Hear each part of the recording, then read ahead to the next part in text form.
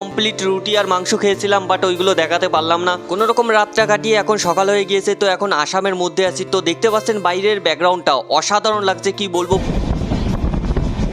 বন্ধুরা। আসাম ছেড়ে এখন ওয়েস্ট বেঙ্গলের ভিতরে ঢুকে গিয়েছি। তো এখানে দেখতে পাচ্ছেন পিছনে নদী কত সুন্দর। তো এই জায়গাটির নাম আমি সঠিক বলতে পারবো না, কারণ আগের স্টেশনটা দেখা হয়নি।